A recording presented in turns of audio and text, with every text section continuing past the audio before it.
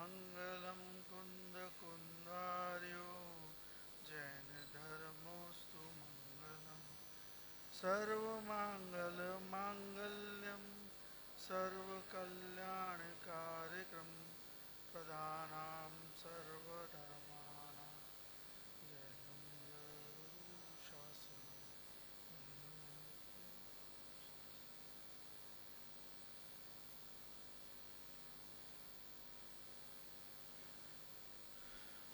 उत्तम शौच का दिन।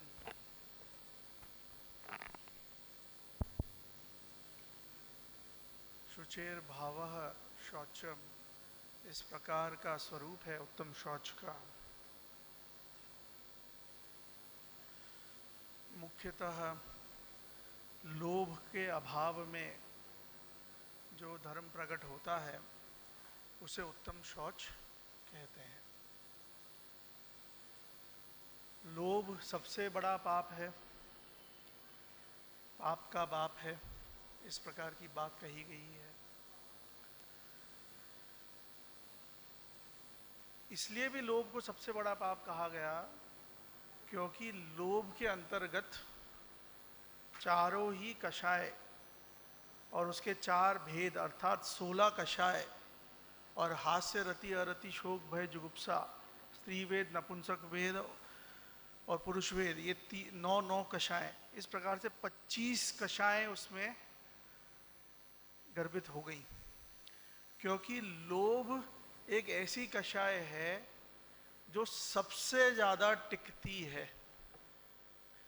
10वें गुणस्थान के अंतिम समय तक सूक्ष्म लोभ विद्यमान रहता है, सबसे अंत में जाकर के वो मैदान छोड़ती है। इसलिए भी उसे सबसे बड़ा पाप कहा। कुछ दाग ऐसे होते हैं ना जो थोड़ा पानी में डाला और साफ हो गए, उन्हें थोड़ी ना हम जिद्दी दाग कहते हैं। जिद्दी दाग कौन से हैं कि जो हम घिस घिस के परेशान हो जाएं फिर भी वो साफ नहीं हो, बहुत मुश्किल से जाकर के इन प्रकार बहुत सारा हमने सामग्री डाली, साबुन डाला, तब जाकर के वो साफ हुआ, तो वह सबसे ज्यादा टफ है। उसी प्रकार से यह लोभ सबसे ज्यादा टफ है क्योंकि ये अंतिम समय तक टिका रहता है, 10वें गुणस्थान के अंतिम समय तक।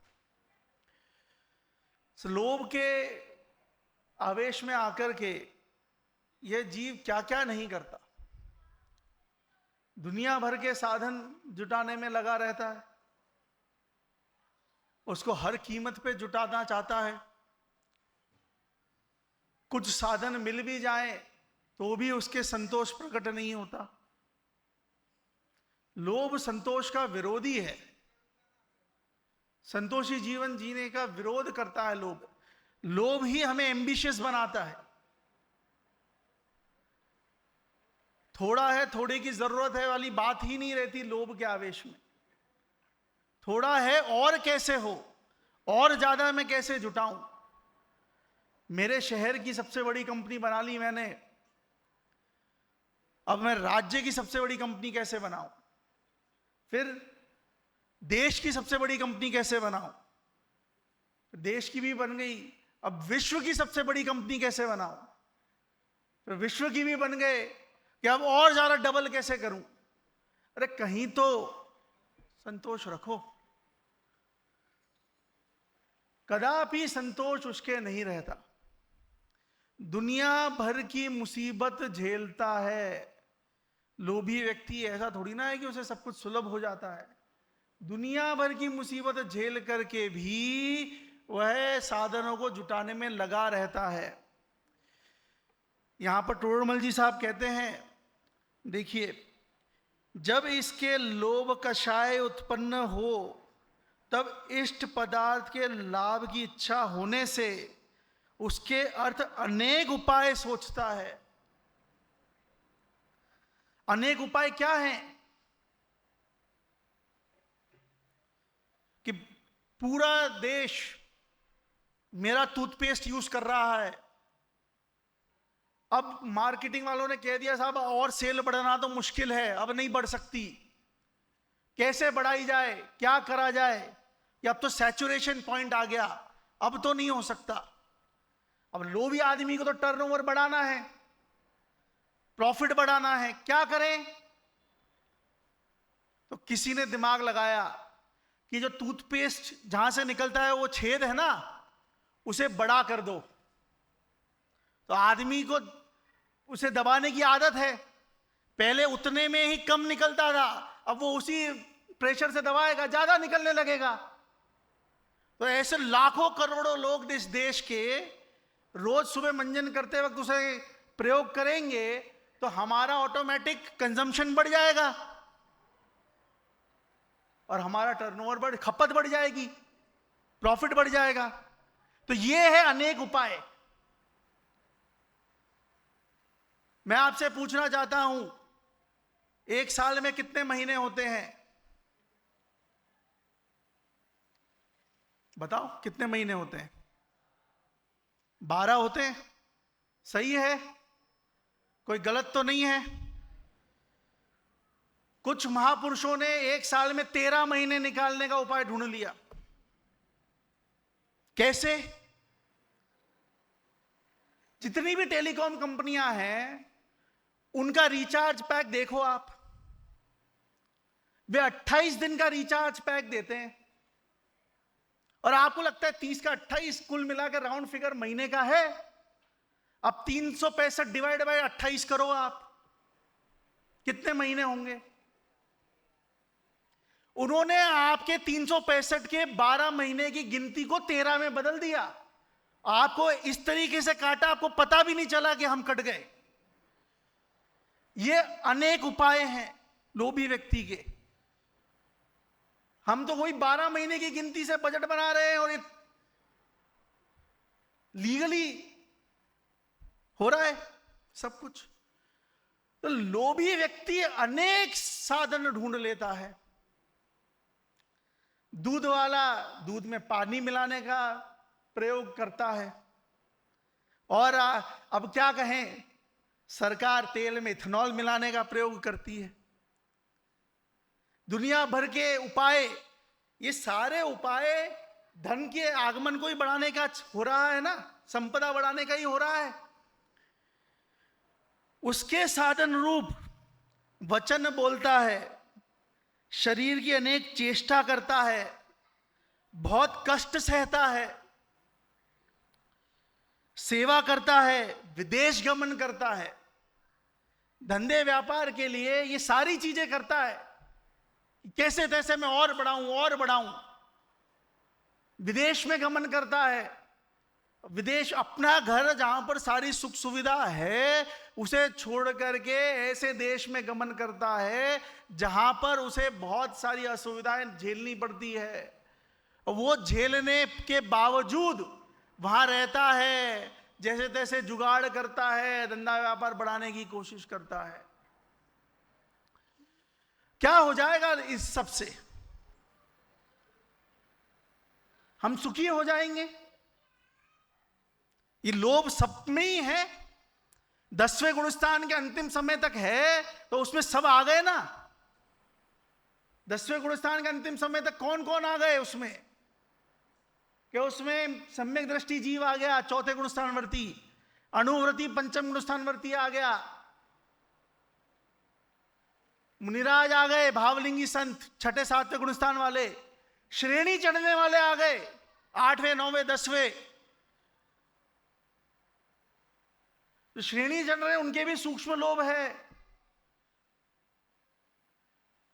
तो प्रारंभ, उत्तम शौच धर्म का प्रारंभ 4थे गुणस्थान से होता है, परंतु पूर्ण रूप से तो वो 11वें में उपशम की अपेक्षा, और क्षय होगा तो 12वें में पूर्ण रूप से वितरागता होगी, नहीं तो वो रहेगा। बहुआरंभ परिग्रह कौन सी गति का बंद करता है? नारकस्य आयुषः। बहुत आरंभ और परिग्रह है, उससे व्यक्ति को हम कैसे देखते हैं? बहुत सुखी है, हमारे मुंह में भी पानी आता है कि हम भी काश ऐसे हो जाएं। 5-5, 10-10 करोड़ के, समझो उनके जितने साधन हैं, 1000-1000 करोड़ की शादियां, दुनिया भर का ऐश्वर्य। तत्वार्थ सूत्र में लिखा है बहुआरम परिग्रह नारकस्य आयुषः। वो बहुआरम परिग्रह के रहते अगर आयु समाप्त हो जाए तो नरक गति का बंद होता है 100%। चक्रवर्ती, इसलिए तो कहते हैं चक्रवर्ती पद पर मर जाए तो नियम से नरक जाता है। क्या फायदा ऐसे लोभ का, क्या फायदा ऐसे साधनों को जुटाने का जिससे मुझे बाद में दुख मिलना है। जिसके पास जितने ज्यादा साधन हम सोचते हैं वह उतना सुखी है। अरे जिसके पास जितने ज्यादा साधन वो उतना ज्यादा दुखी है। वो उसके दुख के विशेषण है। वो तो क्या है, हमने प्रेजेंटेशन गलत कर दिया। हर व्यक्ति के लिए जिसके पास जितना साधन होता है तो उसको इस तरीके से प्रेजेंट किया जाता है कि इनके पास इतनी फैक्ट्रियां हैं, इतने सारे लोग इनकी फैक्ट्रियों में काम करते हैं, इतना टर्नओवर है, इतना इनके समझो लैंड बैंक है, इतने इनके पास पेटेंट हैं। तो ये हम प्रशंसा करते हैं, परंतु वास्तविक रूप से देखा जाए तो जितने ज्यादा साधन उतना ज्यादा दुखी आदमी। सर सेठ हुकुमचंद जी का नाम सुना होगा आपने, इंदौर के बहुत बड़े सेठ थे। उनके बारे में एक किस्सा चलता है कि उनकी 7 फैक्ट्रियां थी, वे 8वीं खोलना चाह रहे थे। तो 8वीं फैक्ट्री जब वो खोलने जा रहे थे तो उनकी धर्मपत्नी बोलती है कि सेठ जी 7 ही होते हैं नरक, आगे मत बढ़ो, क्या करोगे। जिसके पास बहुत साधन वो उतना ज्यादा दुखी कैसे हो जाएगा। मैं आपसे पूछता हूं कि आप अपने 2 पैरों पे चलकर आए हो, खड़े हो, आप ज्यादा सुखी हो या जिसके पास साधन है खड़े होने के लिए वो ज्यादा सुखी है। जो बैसाखी लेके आया है आप करिए उसका विशेषण से स्वागत। बैसाखियों के सहारे खड़े ऐसे महापुरुष जिसका हाथ टूट गया हो, प्लास्टर बंधा हो, जिसके पैर में जयपुर फुट लगी हो, जिसके आंखों में 2-2 चश्मे हों, एक पास का एक दूर का, इतने सारे आभूषण है ना ये, जिसके कान में 2-2 मशीनें हों सुनने के लिए, दुनिया भर के आभूषण हैं। अब ये साधन सुख का द्योतक है कि दुख का। कौन ज्यादा सुखी है? जो स्वावलंबी है, जो स्वयं अपने पैरों पे खड़ा है, जिसे सोना हो तो बिस्तर पे लेटे 2 मिनट में नींद आ जाए, या वो ज्यादा सुखी है जिसको सोने के लिए 4 दवाई लेनी पड़े। दवाई पुण्य की वजह से मिली, साधन पुण्य की वजह से मिले। अब पुण्यशाली बताओ कितना सुखी।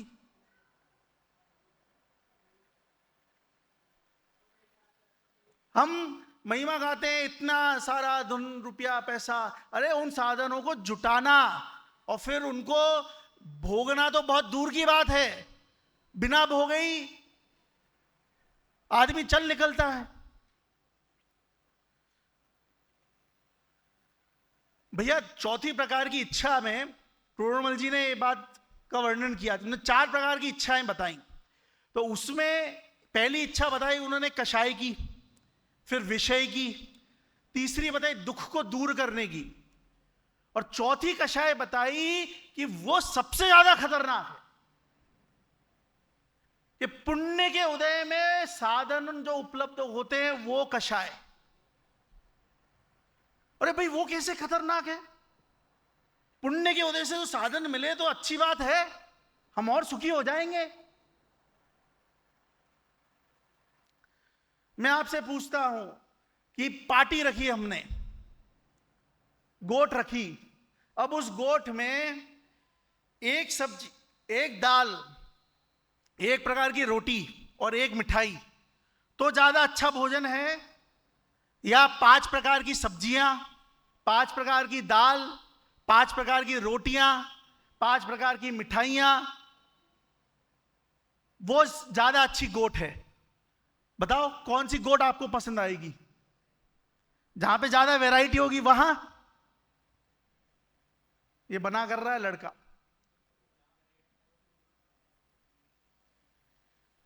जहां ज्यादा वैरायटी होगी हमें लगेगा देखो कितना अच्छा खाना है, इतनी अच्छी गोट रखी, इतनी अच्छी पार्टी रखी, इतने सारे व्यंजन। अरे वो उतने सारे व्यंजन पुण्य के उदय से हुए, परंतु अब आप चखने चखने में हो गए, भोग तो पाओगे नहीं, खा ही नहीं पाओगे, आधे से ज्यादा तो ऐसे ही रह जाएंगे कि अब तो चख भी नहीं सकते। तो लोभ का क्या पराकाष्ठा है? कोई हद है? ब्रह्मचार्य रविंद्र जी का बहुत अच्छा वाक्य है कि इस जीव के देखो भोगने की शक्ति कितनी है और आसक्ति कितनी। शक्ति तो इतनी सी है और आसक्ति दुनिया भर की है, और उस आसक्ति के पीछे भाग भाग करके लगातार संक्लेश परिणाम करता रहता है।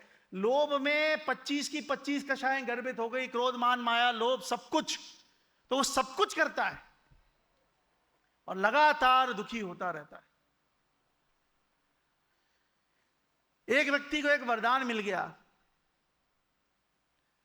कि सुबह 9 बजे से भागना प्रारंभ करो, जहां तक भाग सकोगे, जहां तक भाग करके वापस आ जाओगे, ये झंडा दे रहे वहां गाड़ के वापस आ जाना, उतनी भूमि तुम्हारी, आपके नाम कर देगी सरकार। उसने प्रारंभ किया, वो यहां से प्रारंभ हुआ, मानो दुर्गापुरा तक पहुंचा, फिर थोड़ा और आगे सांगानेर तक पहुंचा, फिर थोड़ा और आगे पदमपुरा तक पहुंचा, फिर थोड़ा और आगे चाकसू तक पहुंचा, फिर थोड़ा और आगे पहुंचा। वो खाने को नहीं, पीने को नहीं, अरे रुक करके पानी पी ले, कुछ खा ले, नहीं नहीं और नापना है, और नापना है, आज तो लॉटरी लगी है, आज तो अपन पूरा राजस्थान नाप लेंगे। भागता गया भागता गया भागता गया, और बीच में ऐसा डिहाइड्रेशन हुआ, बेहोश होकर के गिर पड़ा, और फिर वहीं पे देहांत हो गया। अंत में 6 फीट की भूमि पे कितनी जगह चाहिए? 6 फीट भूमि में उसे गाड़ दिया। तो लोभ संतोष का विरोधी है। इस जीव के वर्तमान भूमि का अनुसार जो भी चीजें जितनी जरूरत है, वो चीजें है तो वो भी उपादेय नहीं, परंतु मिनिमम से मिनिमम साधनों के साथ जो साधन सुलभता से आपको मिल जाए, उसके बाद संतोषी जीवन जी करके अपना जो बाकी का समय है वो धर्ममय लगाएं। वही घूम फिर करके एक ही बात है कि बाकी समय में क्या करें, कि तत्वाभ्यास करें। लोग बोर होते हैं, बोले क्या करें, टाइम ही नहीं, टाइम इतना हो गया, क्या करें? अरे भाई तत्वाभ्यास करो, स्वाध्याय करो। स्वाध्याय करोगे तो ऑटोमेटिक उसके बारे में सोचोगे, चिंतन मनन घुलन करोगे, ऑटोमेटिक वो धारा चल पड़ेगी। इस जगत में लोभ का तो कोई अंत नहीं है, अंत में उसे त्याग करके ही धर्म मार्ग प्रारंभ होगा। सारे महापुरुषों ने यही किया, और जिन्होंने नहीं किया तो वे, उनका रिजल्ट आपको पता है, वे कहां गए। मैं पूछता हूं आपको, इस जीव को जुआ खेलने में क्या मजा आता है? क्यों खेलता है ये जुआ? क्यों शर्त लगाता है? क्यों सट्टा करता है? क्यों उसे लगता है कि मैं 100 रुपए दूंगा 1000 मिलेंगे? वो लोभ है ना। दुनिया भर के स्कैम होते हैं, बहुत प्रॉब्लम है। क्यों स्कैम में फंसता है आदमी? कि उसे फोन आता है कि साहब आपकी 1 करोड़ की लॉटरी लगी है, जरा 10,000 रुपए ट्रांसफर कर दो,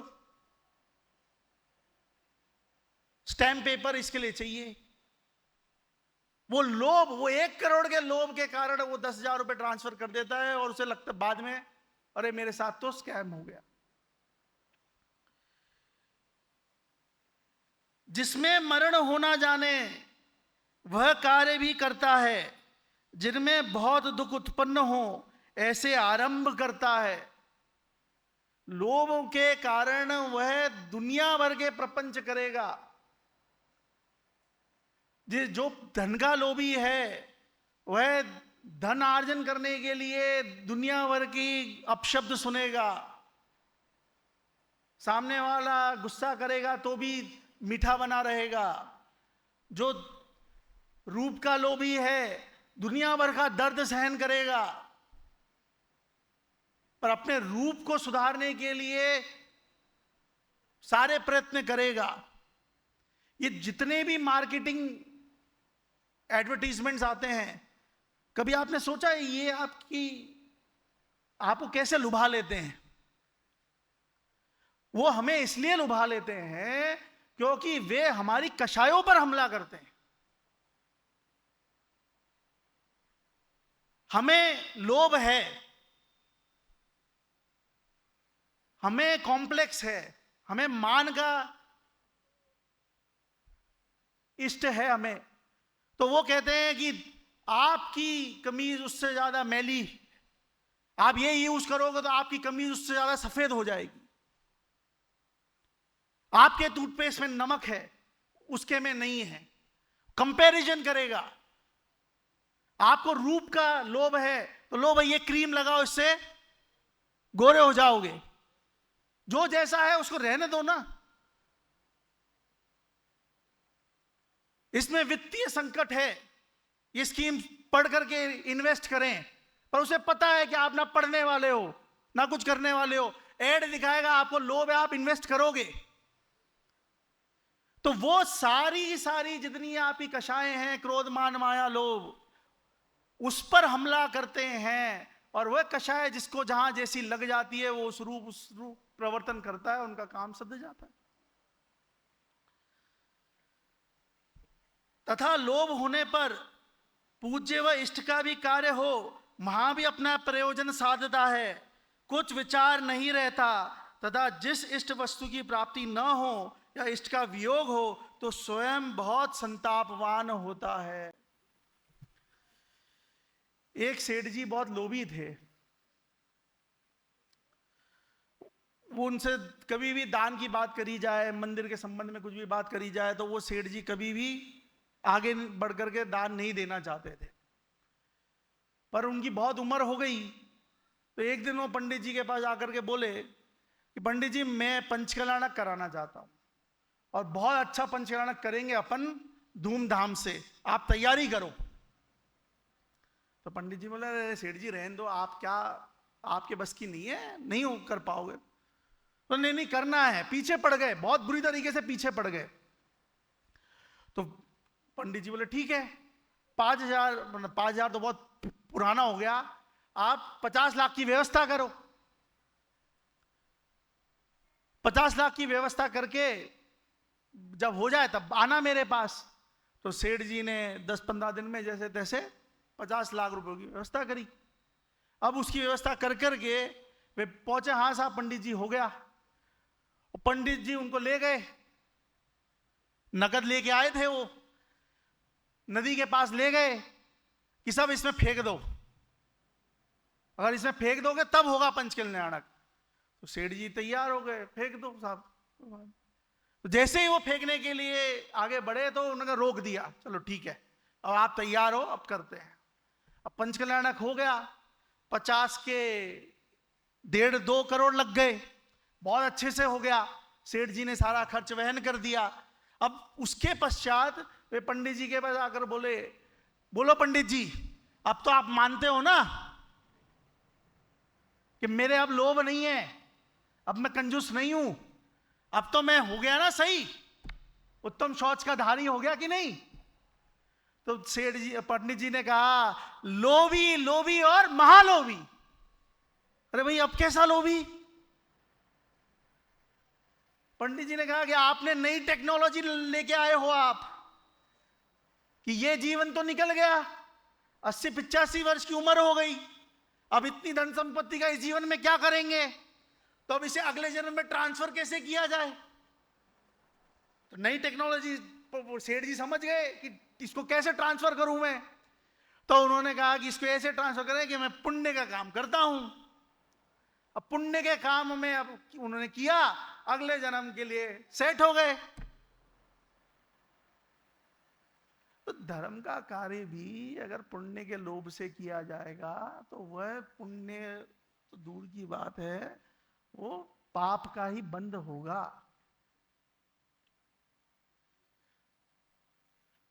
पुण्य तो जब आत्मा के लक्ष्य से वीतरागता को लक्ष्य किया जाता है तब सहज में बनता है।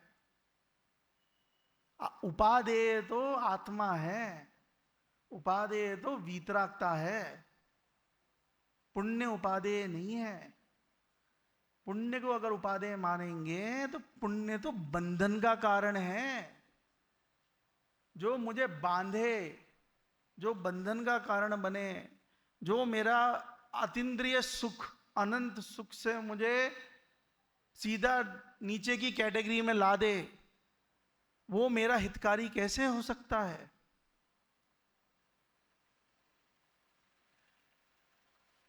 पांच पांडव थे, पांचों ही पांडव एक साथ दीक्षित हुए, 3 मोक्ष चले गए और 2 सरवार सिद्धि चले गए। बताओ वो पांचों सुखी हैं? एक विकल्प उत्पन्न हो गया, वो शुभ विकल्प की कितनी बड़ी सजा कि अनंत सुख के बजाय अब सरवार सिद्धि में है। जहां संसार समाप्त हो जाता वहां संसार फिर से बढ़ गया आगे। पुण्य हमें बांधने वाला है, और जो चीज मेरे अनंत सामर्थ्य को रोक देवे वो मेरे लिए खराब है ना। बनारसी दास जी ने कितना अच्छा उदाहरण, कि जो सोने की बेड़ी हो चाहे लोहे की बेड़ी हो, है तो बेड़ी, है तो मुझे बांधने वाली। सोने की तलवार से मारो चाहे लोहे की तलवार से मारो, मार ही रहे हो, तो मेरा हित उसमें कैसे हो सकता है? पुण्य के लक्ष्य से कुछ भी कार्य किया जाएगा तो पाप का ही बंध होगा। और कब कैसा उदय में आएगा हमें क्या पता। तो पुण्य तो एक प्रकार से देखा जाए तो हे ही है। तो क्या करें पंडित जी? पाप करें? अरे पाप मत करो, पाप करने के लिए नहीं कह रहे हैं।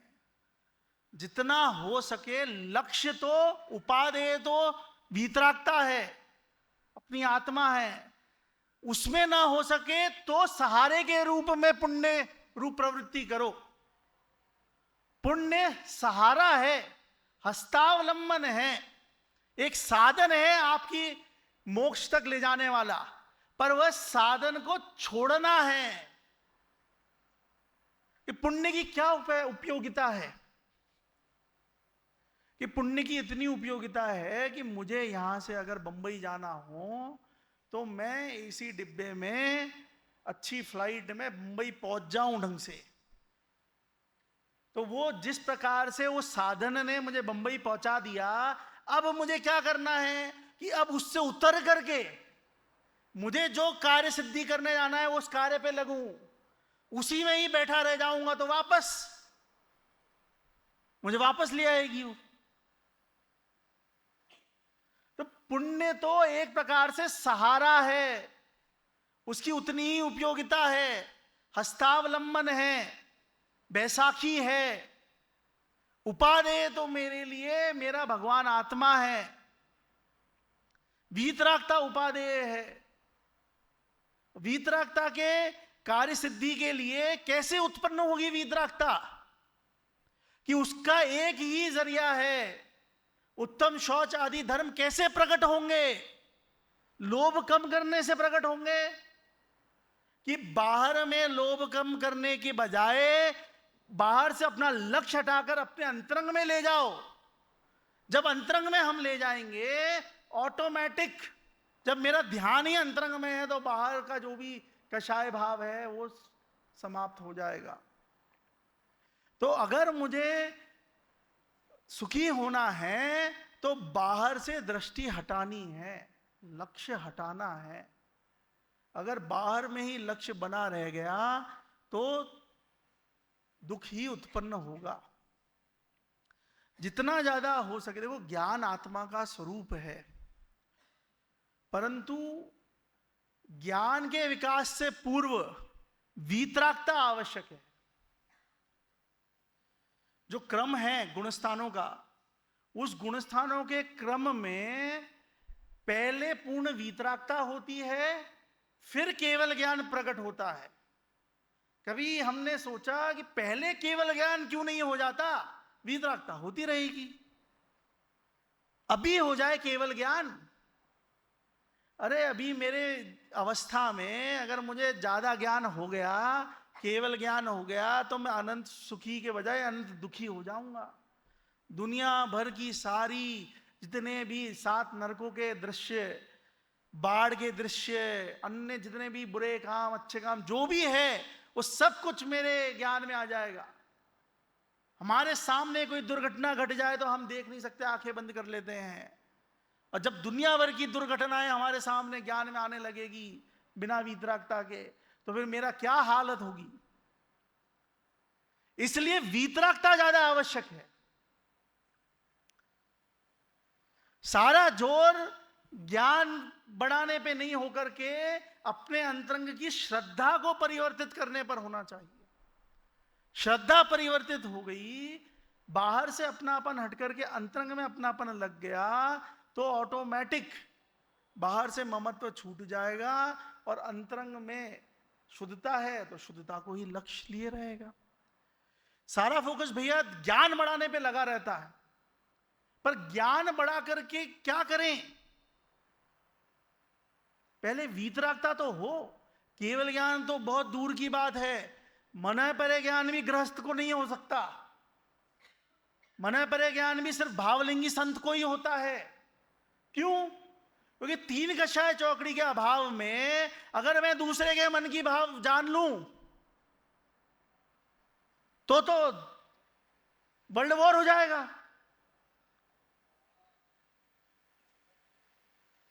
क्योंकि बाहर से तो कुछ है पर अंतरंग में तो वीतरागता ज्यादा आवश्यक है। जितना ज्यादा कार्यकारी है उतना ही अल्प से जितनी जरूरत है उतना ही ज्ञान हो।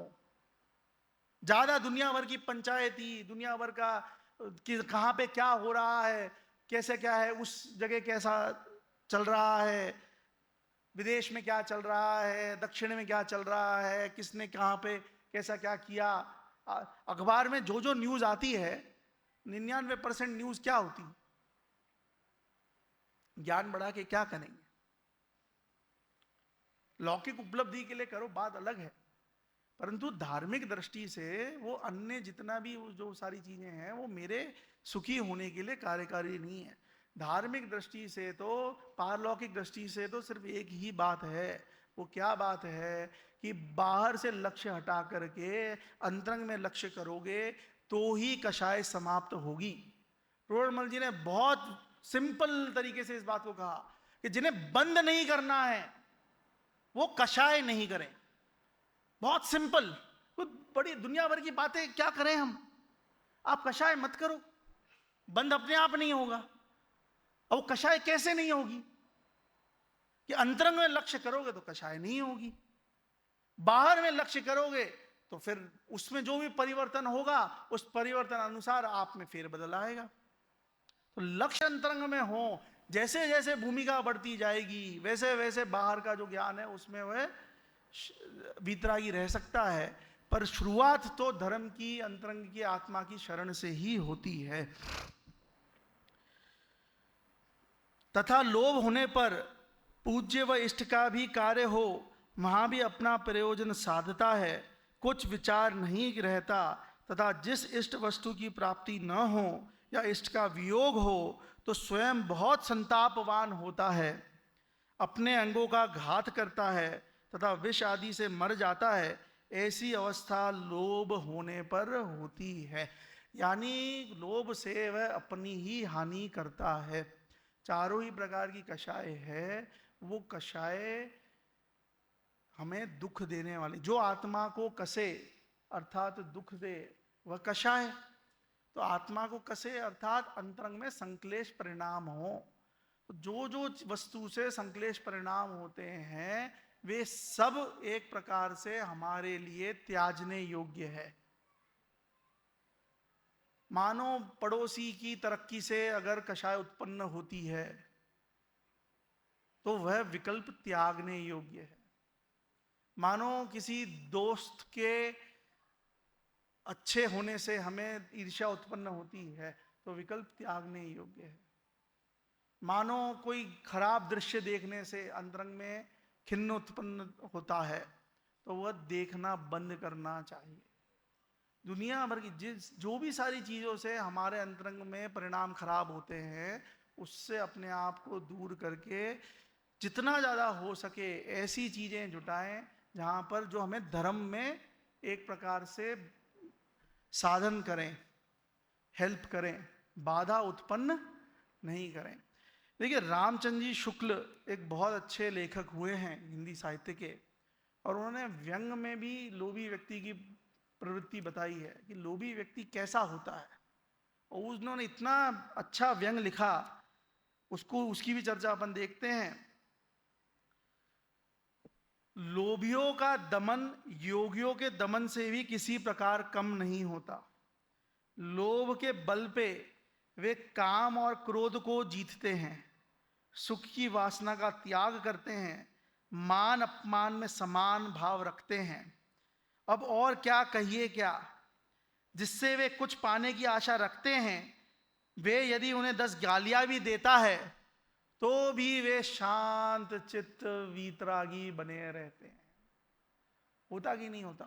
बहुत बड़ा कस्टमर हो, सेठ जी भी बहुत बड़े आदमी हो, परंतु वो कस्टमर गुस्सा हो जाए, दुनिया भर के अपशब्द कहे, दुनिया भर की गालियां भी देवे, तो भी सेठ जी बड़े मुस्कुरा के अरे अरे नहीं। क्यों? क्योंकि बहुत बड़ा कस्टमर है भाई, मेरी फैक्ट्री उसके भरोसे चलती है। और कोई व्यक्ति जिससे प्रयोजन नहीं है, वो अगर बगल से थोड़ा सा निकल जाए तो भी सेठ जी आग बबूला हो जाए,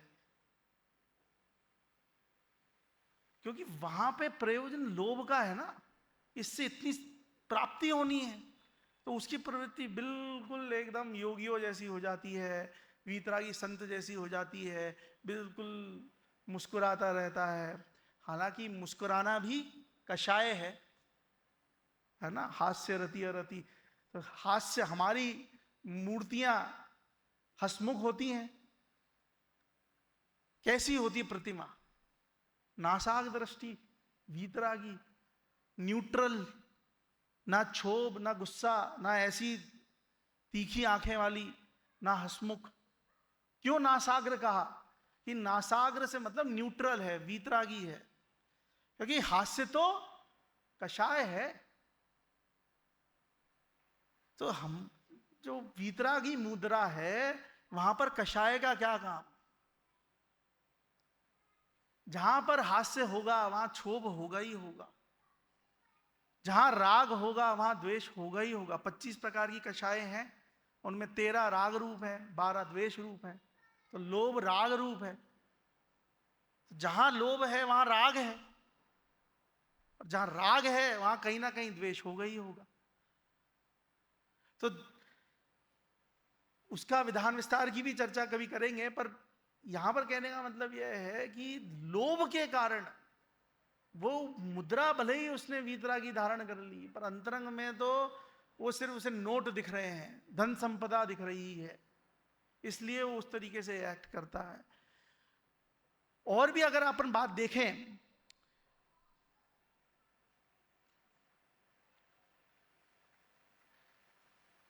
वह यदि उन्हें 10 गालियां भी देता है तो उनकी आकृति पर न रोष का कोई चिन्ह प्रकट होता है और न मन में ग्लानि होती है, न उन्हें मक्खी चूसने में घृणा होती है और न रक्त चूसने में दया। सुंदर रूप देखकर अपनी एक कौड़ी भी नहीं भूलते। करुण से करुण स्वर सुनकर वे अपना एक पैसा भी किसी के यहाँ नहीं छोड़ते।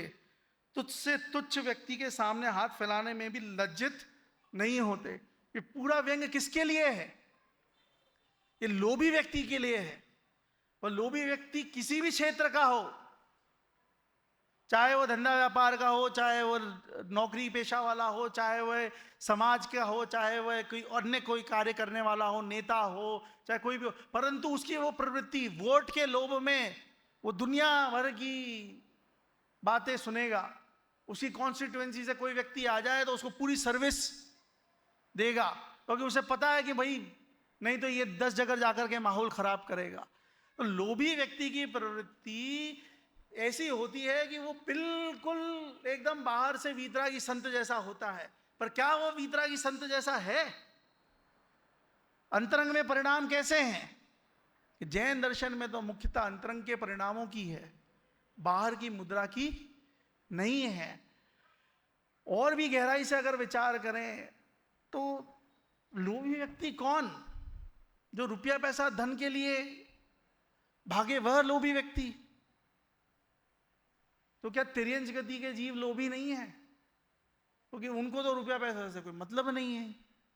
उनके सामने आप नोट रख दो, नोटों की गड्डी रख दो, वो उसे सूंघेंगे, आगे बढ़ जाएंगे और घास को खा जाएगी, उसे खाएगी भी नहीं। और कदाचित ऐसे अनुभव तो हमें भी हो चुके हैं पहले। जिन नोटों की गड्डियों से हमें प्रेम था, जिसे संचय करने में हमें बहुत सुख मिलता था, 2016 की एक घटना ने हमें एक दिन में वीतरागी बना दिया। क्या हुआ था 8 नवंबर 2016 को? नोटबंदी। जो नोट थे कल तक वे कुछ शक्ति रखते थे प्रदान करने के, अगले दिन वे कागज के टुकड़े हो गए। तो अब उनको जल्दी हटाओ। लाइन में लग करके भी हमने उसे हटाया। तो वह वीतरागी जो अंतरंग की जो दशा है, वो कल तक जो राग रूप थी, वो 1 मिनट में उससे वीतरागी हो गई, द्वेष रूप हो गई। तो कषाय के बल पे हुई। लोभ क्या है? धन संपदा, अंतरंगी की कषाय। कि वो लोभ जो है उसमें सारी चीजें गर्भित हो गई। तिर्यंच गति के जीव के भी लोभ है, उत्तम शौच नहीं है, क्योंकि उसके अंतरंग में भी कषाय है। शुचिर भाव शौचता। वह जो शुचिर भाव है वो क्या है? पवित्रता। शुचिता किसे कहते हैं? पवित्रता। तो पवित्रता कैसे उत्पन्न होगी? लोभ के अभाव में उत्पन्न होगी पवित्रता, या दिन रात नहाने से उत्पन्न होगी? अलग अलग प्रकार के साबुन लगाए, नमक से नहाएं, आयुर्वेद के उपचार करें, दुनिया भर की सारी चीजें करें, उससे हम पवित्र हो गए?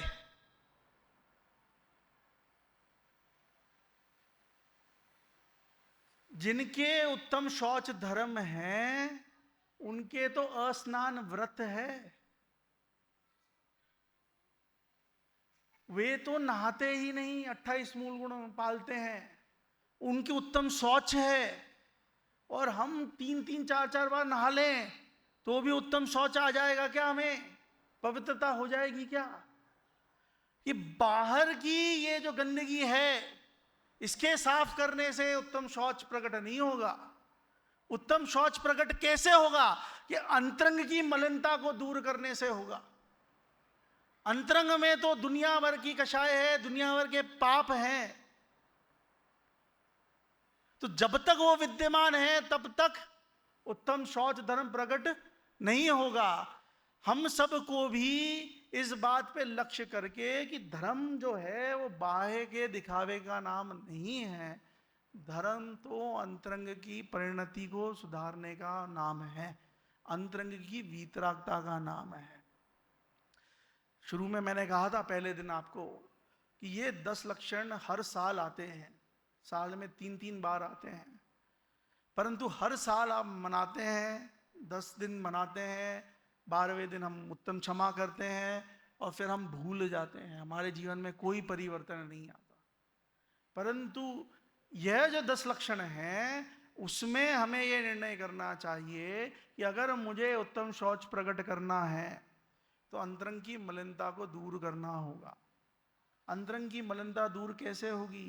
कि अंतरंग के भावों पर काम करना पड़ेगा, परिणामों पे काम करना पड़ेगा। जब तक अंतरंग के परिणाम पवित्र नहीं होंगे तो उत्तम शौच प्रकट नहीं होगा। अंतरंग के भाव पवित्र कैसे होंगे? कि जितना हो सके संतोषी जीवन जिए। वर्तमान में हमारी जो भी भूमिका है हम उस भूमिका अनुसार रहें।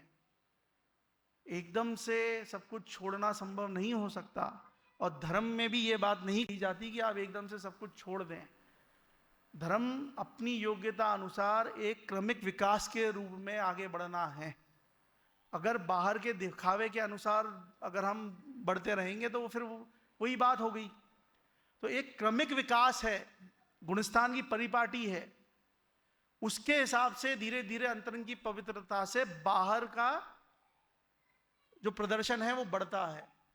जैसे भैया निशान जी, अपन बिल्डिंग बनाते हैं, तो अपन बिल्डिंग बनाते हैं तो बिल्डिंग बनाने में पहले खुदाई होती है, फिर उसकी नींव बनती है। बहुत सबसे ज्यादा अधिक समय नींव बनाने में लगता है। जब तक वह मकान 2-3 मंजिल का नहीं हो जाता तब तक वो लगता ही नहीं है कि कुछ काम हो रहा है, कुछ दिखता ही नहीं है कि वो बन रहा है। 2-3 मंजिल का हो जाता है तब दिखने लगता है, पर वो बन तो तब से रहा है ना जब से उसकी नींव की स्थापना हुई, नींव का काम हुआ। उसी प्रकार से चारित्र में बाहर का जो दिखावा है वो तो बहुत बाद में आता है, उसकी नींव तो सम्यक दर्शन है।